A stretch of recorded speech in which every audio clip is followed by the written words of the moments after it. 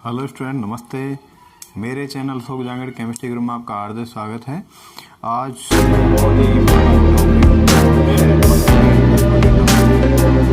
अच्छा टॉपिक है ये संयोजकता, क्योंकि हमारी जो रिएक्शंस होती है उसमें बहुत सारे स्टूडेंट्स क्या होता है संयोजकता के बारे में अच्छे ढंग से क्लियरफाई नहीं कर पाते, और संयोजकता के बिना, बैलेंस के बिना रिएक्शन का भी होना रटने जैसा होता है। वो उसको समझ नहीं सकते हम कैसे बैलेंसी कितनी होगी, कितने बॉन्ड बनेंगे। वो सारा जो सिस्टम होता है वो डिपेंड करता है बैलेंसी पर, संयोजकता पर। तो मैंने सोचा संयोजकता पर एक वीडियो बना दिया जाए। तो बहुत इजी वीडियो है, बहुत अच्छा वीडियो है, आपको वो जरूर पसंद आएगा। पसंद आए तो लाइक और सब्सक्राइब जरूर करें। संयोजकता देखिए, बैलेंसी संयोग करने की जो पावर है, बैलेंस करने की जो पावर है, या जोड़ना या जुड़ना, इस जोड़ना बोल सकते हैं, बंध की जो क्षमता है उसे संयोजकता कहते हैं।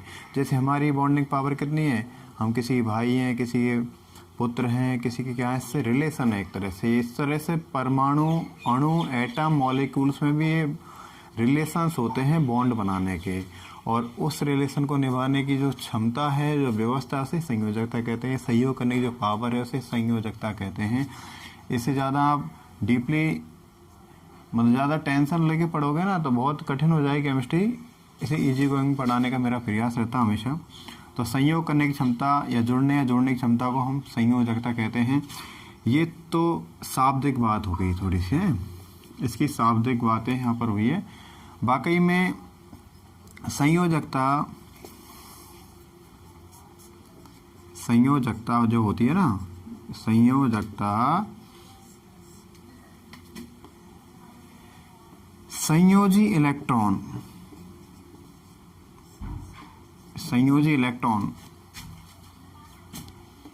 पर निर्भर करती है। किसी तत्व की संयोजकता संयोजी इलेक्ट्रॉन पर निर्भर करती है। इसकी संयोजकता की निर्भरता किस पर है? संयोजी इलेक्ट्रॉन पर निर्भरता होती है इसकी।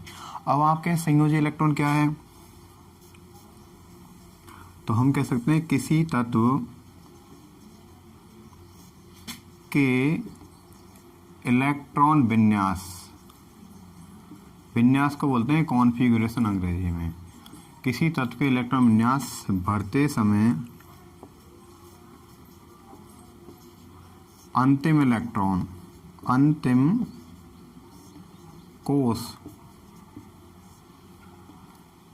कोष को बाह्यतम कोष को संयोजी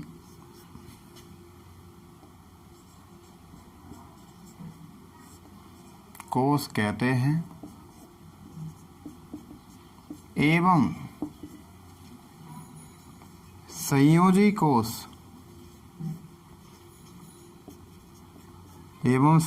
कोष के इलेक्ट्रॉन्स की संख्या, संयोजी कोष के इलेक्ट्रॉन की जो नंबर होती है, संख्या होती है, उसे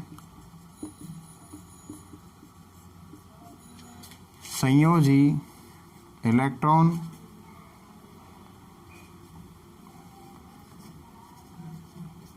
कहते हैं।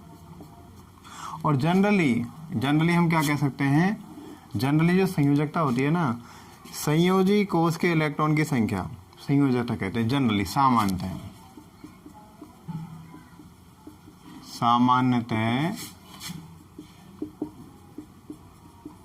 संयोजी इलेक्ट्रॉन की संख्या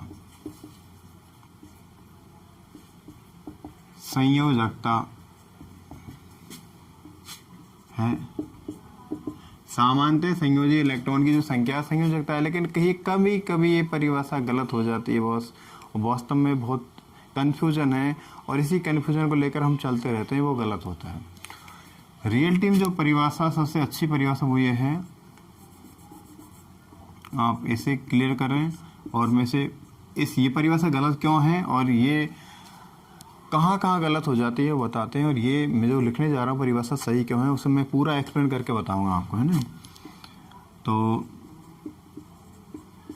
संयोजकता कोष में उपस्थित अयुग्मित, संयोजकता कोष में उपस्थित अयुग्मित इलेक्ट्रॉन मतलब अनपेयर्ड इलेक्ट्रॉन की संख्या ही संयोजकता है। संयोजकता कोष में उपस्थित अनपेयर्ड इलेक्ट्रॉन या अयुग्मित इलेक्ट्रॉन की संख्या क्या है? संयोजकता है। इसे मैं अंडरलाइन कर देता हूँ। यही परिभाषा से बढ़िया परिभाषा, बेस्ट परिभाषा है। और इसको मैंने इधर से इसलिए स्टार्ट किया था कि संयोग करने की क्षमता होती है, जुड़ने की क्षमता, जोड़ता है तो बॉन्डिंग होती है, बंध बनाने की क्षमता होती है, संयोजकता कहते हैं। संयोजकता संयोजी इलेक्ट्रॉन निर्भर करती है। और किसी तत्व के इलेक्ट्रॉन विन्यास भरते समय अंतिम कोष जो होता है उसे बाह्यतम कोष बोलते हैं, उसी कोष को संयोजी कोष बोलते हैं। उसमें उपस्थित जो इलेक्ट्रॉन्स होते हैं उन्हें हम संयोजी इलेक्ट्रॉन कहते हैं। और संयोजी इलेक्ट्रॉन की संख्या संयोजकता है। जनरली हम ये बोलते रहते हैं, लेकिन कभी कभार ये परिभाषा गलत हो जाती है। और वो कैसे गलत होती है इसके लिए हम देखते हैं, थोड़ा एक्सप्लेन कर लेते हैं। ठीक है, कुछ एग्जाम्पल लेते हैं और आपको अच्छे ढंग से समझाने का प्रयास करते हैं। मैं समझता हूँ आप थोड़ा पेशेंस के साथ सीखोगे तो अच्छा समझ में आएगा आपको। तो मैं एक एग्जाम्पल लेता हूँ, पॉपुलर एग्जाम्पल हमारा ऑर्गेनिक केमिस्ट्री कार्बन लेता हूँ। चलो कार्बन की वैलेंसी देखते हैं। कार्बन का परमाणु क्रमांक 6 का मतलब इलेक्ट्रॉन विन्यास, इसके पास इलेक्ट्रॉन नंबर कितने? 6 इलेक्ट्रॉन है। अब 6 इलेक्ट्रॉन से ध्यान रखना 1s2। मैंने एक दिन इलेक्ट्रॉन विन्यास भरने का भी नियम बताए थे, इलेक्ट्रॉन विन्यास भरना सिखाया था, आपने देखा, ठीक है। 1s2, 2s2 और 2p2, ये इलेक्ट्रॉन विन्यास हो गया इसका। यहाँ पर 6 इलेक्ट्रॉन थे, 1s में 2 इलेक्ट्रॉन, 2s2, 2p2 में लास्ट इलेक्ट्रॉन गए। तो यहाँ आप यहाँ पर देख सकते हैं ये कॉमा के बाद जो कंडीशंस लगी हुई हैं ऑर्बिटल्स की 2s 2p, इसे क्या बोलते हैं हम? Outer cell. क्या बोलते हैं बॉस इन्हें? आउटर सेल या बैलेंस सेल। आउटर सेल या बैलेंस सेल या संयोजी कोष इसे कह सकते हैं। क्या बोल सकते हैं? संयोजी कोष। अब संयोजी कोष में कितने इलेक्ट्रॉन है? 4 इलेक्ट्रॉन होते हैं। अब आप इस आधार पर देखोगे सर बिल्कुल सही है, 4 होती है, तो आप इस परिभाषा को क्लियर कर पाओगे कि 4 है। यहाँ पर देखो आंतरिक कोष है, आंतरिक कोष कभी भी केमिकल बॉन्डिंग में भाग नहीं लेता। ये जब भाग लेगा जब यहाँ सारे इलेक्ट्रॉन यहाँ से हट जाएंगे, ठीक है। तो पहले तो बाह्यतम कोष के इलेक्ट्रॉन ही भाग लेंगे, आउटर सेल के इलेक्ट्रॉन ही केमिकल बॉन्डिंग में, रासायनिक बंधन में भाग लेंगे। अब इस सिचुएशन में देखिए 2s2 2p2 संयोजकता संयोजी इलेक्ट्रॉन की संख्या पर डिपेंड करती है। ये परिभाषा क्लियर हो जाएगी। कार्बन की संयोजक 4 होती है भाई, इसका मतलब कार्बन 4 तरह से 4 प्रकार के बॉन्ड बना सकता है। संयोजकता का अर्थ होता है बंध बनाने की क्षमता है। अब देखो ये परिभाषा कैसे सही है वो कैसे गलत है, मैं क्लियर करता हूँ। इस चीज को हम बॉक्स रूप में इलेक्ट्रॉन विन्यास को भरें, बॉक्स रूप में भरें 2s और 2p।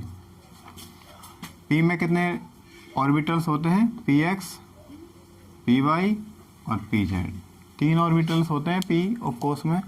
अब देखो मैं 1s से कोई मतलब नहीं है, हम आउटर सेल की बात करें। 2s में कितने इलेक्ट्रॉन हो गए? इलेक्ट्रॉन हमेशा विपरीत स्पिन में भरे जाते हैं, विपरीत कक्षा में भरे जाते हैं, चक्रण में भरे जाते हैं। और ये नियम बताया था पाउली का अपवर्जन नियम। तो ध्यान देना, इधर से एक इलेक्ट्रॉन ऐसे आएगा, 2s में 2 इलेक्ट्रॉन्स है, ये घात लगी हुई है, पावर लगी हुई है, इलेक्ट्रॉन की संख्या को दर्शाती है। 2s में 1 इलेक्ट्रॉन आ गया, सेकंड इलेक्ट्रॉन इस तरह जाएगा, ठीक है। p में देखिए, p में कितने इलेक्ट्रॉन है? How many electron in p orbitals? 2 electrons. तो 1 1 2। हम इन इलेक्ट्रॉन कैसे भरते हैं? कौन सा रूल लगता है यहाँ पर? आपको पता है, यहाँ पर हुंड का बहुलता सिद्धांत, मल्टीप्लिसिटी थ्योरी ऑफ हुंड के अकॉर्डिंग हम यहाँ पर इलेक्ट्रॉन्स को भरते हैं। पहले 1 by 1 इलेक्ट्रॉन भरते जाएंगे, उसके बाद डबल करते जाएंगे। तो हमने देखा यहाँ पर इलेक्ट्रॉन्स भर दिए। अब यहाँ पर देखिए थोड़ा सा क्लियर करके देखो। 2s में एक ऑर्बिटल में एक कक्षक में कितने इलेक्ट्रॉन आते हैं? 2 आते हैं भाई। 2s में 2 इलेक्ट्रॉन भरे जा चुके हैं। अब ये किसके साथ बॉन्ड बनाएगा? ये तो किसी के साथ बॉन्ड बना ही नहीं सकता, क्योंकि यहाँ पर और इलेक्ट्रॉन्स आ ही नहीं सकते। यहाँ पर अनपेड इलेक्ट्रॉन 2 हैं, तो इसके हिसाब से यहाँ पर कार्बन की वैलेंसी 4 नहीं होकर 2 होनी चाहिए।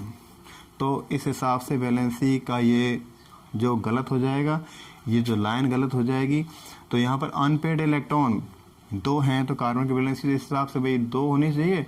क्योंकि आप ध्यान रखना, हमेशा संयोग कैसे होगा, संयोग में 2 की जरूरत पड़ेगी। 2 व्यक्ति हों चाहे 2 इलेक्ट्रॉन हो, 2 की जरूरत पड़ेगी बॉन्डिंग में। एक बंध में 2 इलेक्ट्रॉन की अति आवश्यकता होती है, इस बात को क्लियर कर लें आप। तो यहाँ पर 2 इलेक्ट्रॉन पहले से ही है, युग्मित है, तो ये तो भाई बॉन्ड किसी के साथ बनाएगा नहीं।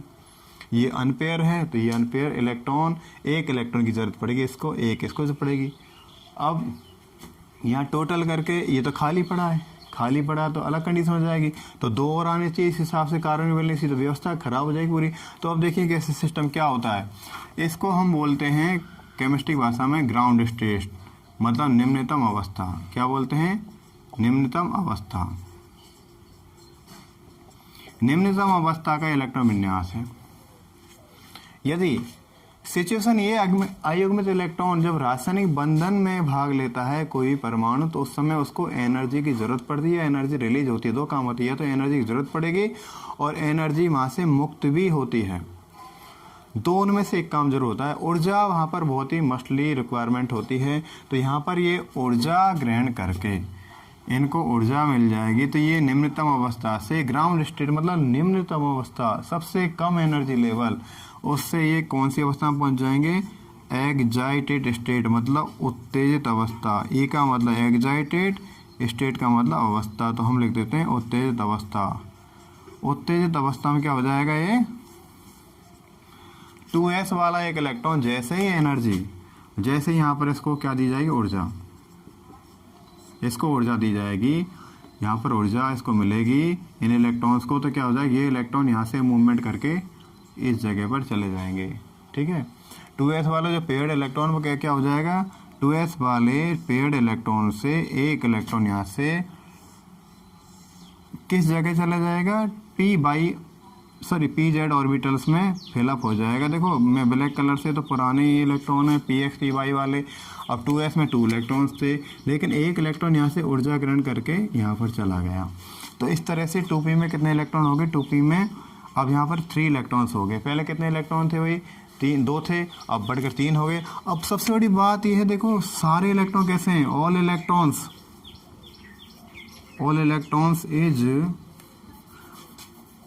इलेक्ट्रॉन्स कैसे हैं?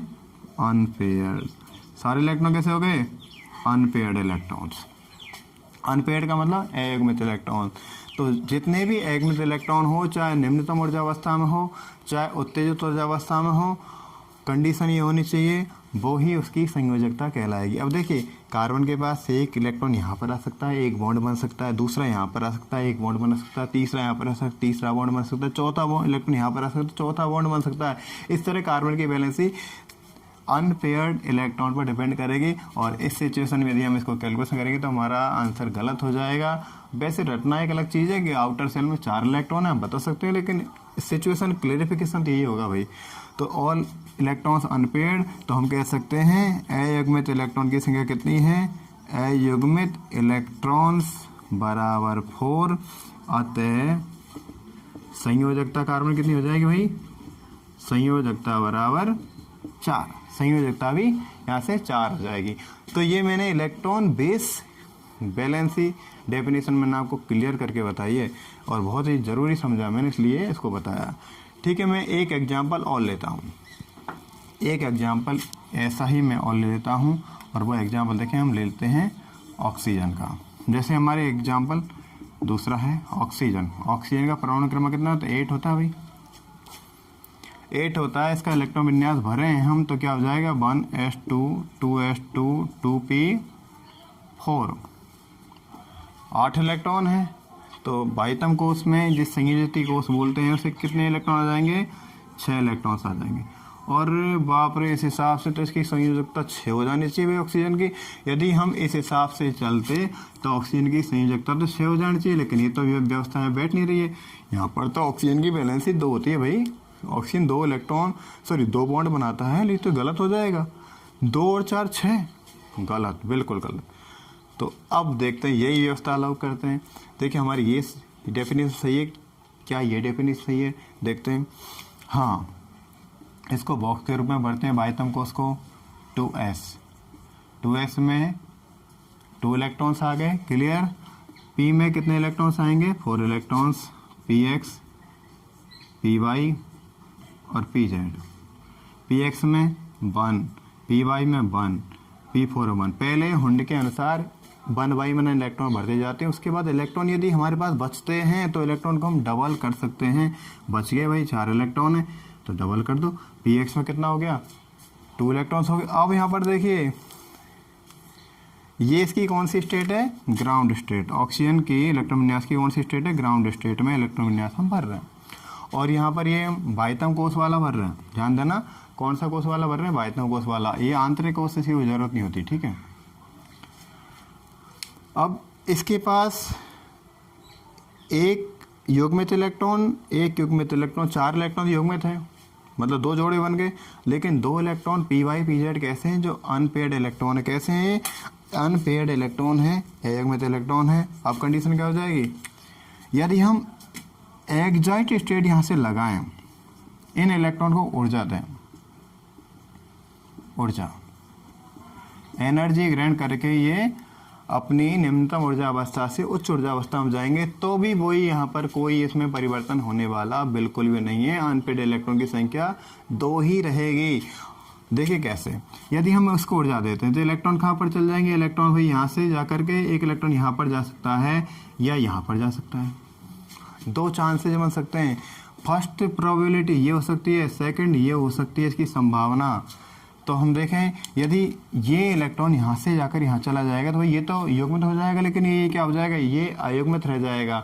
तो बात वही रही। तो यहाँ पर देखें, इसको हम करके देख लेते हैं। चलो करके देखने में क्या प्रॉब्लम है समझा ही देते हैं आपको। 2s में कितने इलेक्ट्रॉन्स हैं? 2। एक इलेक्ट्रॉन ऊर्जा ग्रहण करके py में जा रहा है या pz में जा रहा है? किसी में भी जा सकता है भाई। px के पास तो पहले से ही 2 इलेक्ट्रॉन है युग्मित। तो अब देखिए यहाँ पर कौन का इलेक्ट्रॉन आ गया? 2s का इलेक्ट्रॉन यहाँ पर आ जाए py में,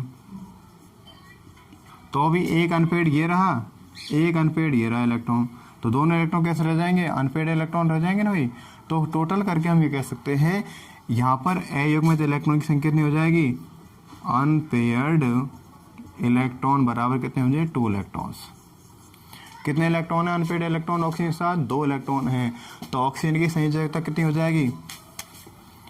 अतः संयोजकता कितनी होती है? बैलेंस कितनी हो जाएगी भाई? BALANCY बैलेंस सी कितनी हो जाएगी इसकी? 2 हो जाएगी। ऑक्सीजन की वैलेंसी 2 है, इसका अर्थ क्या है? ऑक्सीजन की वैलेंसी 2 है, इसका मतलब ऑक्सीजन सिर्फ और सिर्फ 2 बॉन्ड बनाता है उदासीन अवस्था में। और कार्बन की वैलेंसी 4 है, इसका अर्थ क्या हो गया? कार्बन 4 बंध बनाएगा। इससे हम और क्लियर कर लें तो आपने देखा कि अयुग्मित इलेक्ट्रॉन की संख्या यदि किसी परमाणु के बाह्यतम कोष में है तो उस परमाणु की संयोजकता उतनी ही होती है। अब इसको कैसे क्लियर कर रहे हैं? थोड़ा सा मैं एक एग्जांपल क्लियर करके बताता हूँ आपको। ऑक्सीजन की वैलेंस, कार्बन की वैलेंस कितनी बताई मैंने? 4। और ऑक्सीजन कितनी बता रहे हैं हम? 2। ऑक्सीजन की 2 है, इसका मतलब कार्बन की कितनी हुई? कार्बन की 4 है और ऑक्सीजन की 2 है। कार्बन की 4 है, इसका मतलब 4 बॉन्ड बनने की संभावना है। ऑक्सीजन की 2 है, इसका मतलब क्या हो जाएगा? 2 बॉन्ड्स बनने की प्रोबेबिलिटी ऑक्सीजन के साथ है। कार्बन 4 बंध बनाएगा, ऑक्सीजन 2 बंध बनाएगा। देखिए एक एग्जांपल ले लेते हैं आसान सा और हम उसमें क्लियर कर देते हैं। कार्बन, ऑक्सीजन, देखिए कार्बन की वैलेंसी 1 2 3, ऑक्सीजन वैलेंसी 2। कार्बन ने कितने बॉन्ड बनाए? ये कौन सा है? मेथेनॉल का एक एग्जांपल लिया मैंने, मेथेनॉल, मेथिल अल्कोहल। मेथेनॉल में देखो ऑक्सीजन के कितने बॉन्ड बन रहे हैं? एक बॉन्ड हाइड्रोजन के साथ बन रहा है, एक बॉन्ड कार्बन के साथ बन रहा है। लेकिन कार्बन कितने बॉन्ड बन रहे हैं? 3 बॉन्ड तो हाइड्रोजन के साथ, एक बॉन्ड ऑक्सीजन के साथ। ध्यान देना, ऑक्सीजन की संयोजकता 1 होती है, सॉरी हाइड्रोजन की संयोजकता 1 होती है, क्योंकि हाइड्रोजन के पास एक ही अयुग्मित इलेक्ट्रॉन होता है, इसलिए हाइड्रोजन 1 बंध बनाता है, ऑक्सीजन 2 बंध बनाती है, कार्बन 4 बंध बनाता है। यदि हम और भी अच्छे ढंग से बता लेते हैं, एक एग्जांपल और ले लेते हैं। चलो यदि हम एग्जांपल ले लें, इस तरह का C डबल बॉन्ड। कार्बन की वैलेंसी देखिए किस तरह कंडीशन हो गई भाई, हाइड्रोजन हाइड्रोजन हाइड्रोजन OH। देखो कार्बन की वैलेंसी डबल बॉन्ड द्वारा कंप्लीट है, इधर सिंगल सिंगल वाल 2 बॉन्ड हैं, कार्बन के डबल बॉन्ड द्वारा इधर सिंगल सिंगल वाल 2 बॉन्ड हैं, इसलिए कार्बन को टोटल करके 4 बॉन्ड द्वारा बंधित है। ऑक्सीजन की वैलेंसी 2 है, 2 बॉन्ड द्वारा बंधित है। हाइड्रोजन की वैलेंसी 1 है, यहाँ भी 1, यहाँ भी 1, सब जगह। तो यहाँ पर ये कंडीशन हम यहाँ देखें, पूरी हमने सिचुएशन देखी, तो आप यहाँ पर क्लियर कर पाएँ कि किसी भी तत्व के इलेक्ट्रॉन विन्यास पढ़ते समय उसकी निम्नतम ऊर्जा अवस्था में या उत्तेजित ऊर्जा अवस्था में यदि एकमित इलेक्ट्रॉन की जितनी संख्या होती है संयोजकता कोष में, वह संख्या ही उस तत्व की संयोजकता कहलाती है। ठीक है दोस्तों, तो आज का वीडियो यदि पसंद आया तो प्लीज़ लाइक शेयर सब्सक्राइब जरूर करें। मिलते हैं अगली क्लास में एक नया टॉपिक नया वीडियो लेकर। ठीक है।